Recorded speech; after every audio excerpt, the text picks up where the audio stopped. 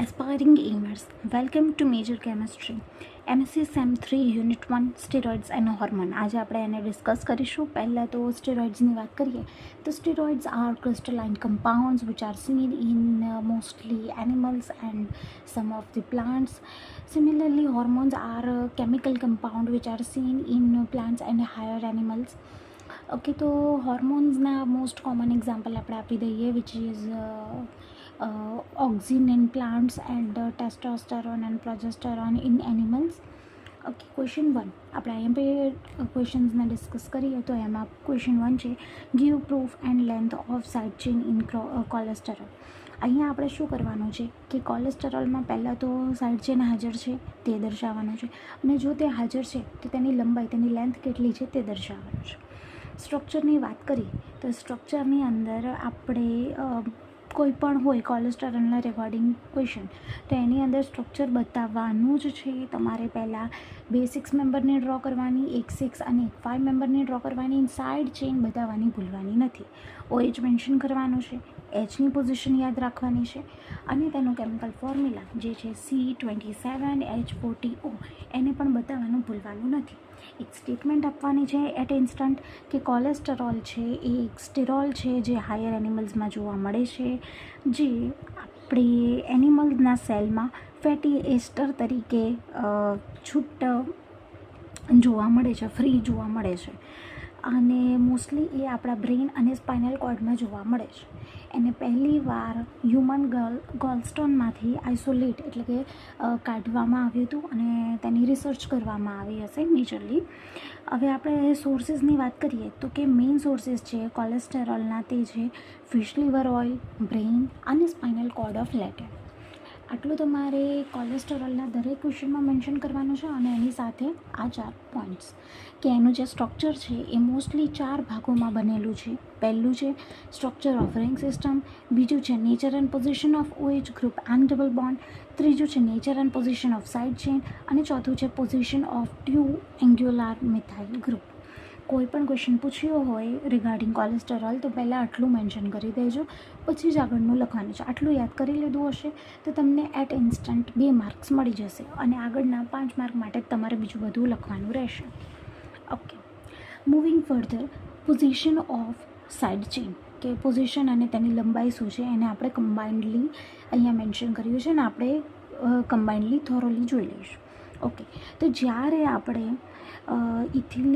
ઇથિયોબિલિયાનિક acid છે એને acetic anhydride સાથે ગરમ કરીએ છીએ તો આપણાને સાયક્લિક એનહાઇડ્રાઇડ જોવા મળે છે. એનું રિએક્શન મેં પાછળ લખ્યું છે એ હું તમને પછી બતાવી દઈશ, જેનાથી એસિડ છે એ એક 1,5-ડાયકાર્બોક્સિલિક એસિડ છે અને જે કીટોન છે એ ઇથિયોકોલેનોન એ એક 5 મેમ્બર્ડ કીટોન છે. બંનેના નામ અહીંયા આપી દીધા, એસિડ માટે આ છે અને કીટોન માટે આ છે. તો સાઇડ ચેઇન છે એ 5 મેમ્બર્ડ રિંગ સાથે અટેચ્ડ છે અને આ 5 મેમ્બર રિંગને આપણે રિંગ ડી પર કહીએ છીએ. બટ આ જે અટેચમેન્ટ છે એ પોઝિશન નંબર C17 પર છે, એનું હજી કંઈ પ્રૂફ મળ્યું નથી. તો આપણે એના રિએક્શન્સને જોઈ લઈએ. રિએક્શન્સ આવી રીતે દર્શાવે છે કે ઇથિયોબિલિયાનિક એસિડ છે આપણી પાસે અને એસિટિક એનહાઇડ્રાઇડ સાથે ગરમ કર્યું તો આપણાને એક એનહાઇડ્રાઇડ આ સાયક્લિક કમ્પાઉન્ડ બની ગયું. અહીંયા તમે જોઈ શકો છો કે રિંગ જે છે એ બનતી નથી, જ્યારે કે હવે આ જે COOH અને COOH છે એમાંથી રિમૂવલ થઈ ગયું અને કાર્બનની વચ્ચે આ જે O હતું ઓકે એ શિફ્ટ થઈ ગયું છે અને અહીંયા એક બોન્ડ બની ગઈ છે અને એક O જોડાઈ ગયો છે. આવી રીતે આપણાને સાયક્લિક એનહાઇડ્રાઇડ મળી જાય છે. અને બીજું રિએક્શન જે કહ્યું હતું એની અંદર આપણે 5-બીટા કોલેસ્ટોન છે એનું ઓક્સિડેશન કરાવીએ છીએ યુઝિંગ ક્રોમિયમ ટ્રાયોક્સાઇડ CrO3 તો આપણાને 5-બીટા કોલેનિક એસિડ મળે છે. હવે આ જે 5-બીટા કોલેનિક એસિડ છે એનું જ્યારે આપણે ક્લેમેન્શન ઓક્સિડેશન અને ક્લેમેન્શન રિડક્શન કરાવીએ તો આપણાને ડીઓક્સીકોલિક એસિડ મળે છે. આ થઈ ગયા આપણા રિએક્શન્સ. જેને પણ આ રિએક્શન્સને જે મેકેનિઝમ છે એ વધારે સમજ ના આવતી હોય પ્લીઝ આને ઇઝીલી તમે રીડ કરીને મેમોરાઇઝ કરી શકો છો. 2-3 વાર લખી લો, તમારા માઇન્ડમાં ફોકસ આવી જશે. કેમ કે આને સમજવું at this stage is a little time consuming for you, otherwise you can. Okay, હવે જ્યારે આપણે ઓક્સિડેશન કરાવીશું 5 બીટા કોલેસ્ટ્રોલનું તો આપણાને 5 બીટા કોલેનિક એસિડ મળે છે, જે મેં અહીંયા શો કર્યું છે, એને થિયરીમાં લખ્યું છે. તમે જે રિએક્શન કરતા હોય મેં આગળ પણ બધા એવી રીતે બતાવ્યા છે. જ્યારે આપણે પ્રોજેસ્ટેરોનનું કે એવું કોઈ મેકેનિઝમ જોતા આવીશું તો એની અંદર તમારે એવું કરવાનું છે કે જે તમે રિએક્શન બતાવ્યું ને એની જ સ્ટેટમેન્ટ લખવાની. ઇટ હેલ્પ્સ કે તમારું જે પ્રેઝન્ટેશન છે એને એટ્રેક્ટિવ બનાવે છે. ઓકે, તો દસ કોલેસ્ટેરોલ અને ડીઓક્સીકોલિક એસિડ છે બંનેમાં સાઇડ ચેઇન જે છે એ સેમ પોઝિશન પર હોય છે તેવું આપણે આ જે રિએક્શન છે એના પરથી કહી શકીએ છીએ. મૂવિંગ ફર્ધર, ડીઓક્સીકોલિક એસિડ છે, આ ડીઓક્સીકોલિક એસિડનું સ્ટ્રક્ચર છે એનું જ્યારે આપણે પાર્શિયલ રિડક્શન કરાવીએ છીએ C3 કાર્બન પર યુઝિંગ ZnHg એસ કેટાલિસ્ટ અને HCl તો આપણને 12 કીટો 5 બીટા કોલેનિક એસિડ જોવા મળે છે. ઓકે, અહીંયા કાર્બન નંબર ચેઇન જે આપણી C છે તેની અંદર OH છે એનું આપણાને રિડક્શન થઈ જાય છે અને ડબલ બોન્ડ O જોવા મળી રહ્યું છે. અને જ્યારે આ OH છે અહીંયા રિંગ A પર જે હાજર છે OH તેનું રિડક્શન થઈને H2Oના ફોર્મમાં એ કન્વર્ટ થાય છે. ઓકે, હવે આપણે ફર્ધર એને હીટ આપીશું એટ 320 ડિગ્રી સેલ્સિયસ તો H2O અને CO2 બંનેને જો રિમૂવ કરી દઈએ તો આપણાને ડિહાઇડ્રોનોર કોલેન્થ્રીન જોવા મળે છે. ઓકે, આની અંદર જે આપણું COOH હતું એણે હવે એક સાયક્લિક રિંગ બનાવી લીધી છે અને તેની અંદર એક ડબલ બોન્ડ પણ હાજર રહેશે. આપણું આ જે O હતું એની સાથે અહીંયા ડબલ બોન્ડ આ O છે એ બેઝિકલી રિમૂવ થઈ ગયું છે, આ પણ રિમૂવ થઈ જશે અને અહીંયા આપણાને રિંગ E જોવા મળી જશે.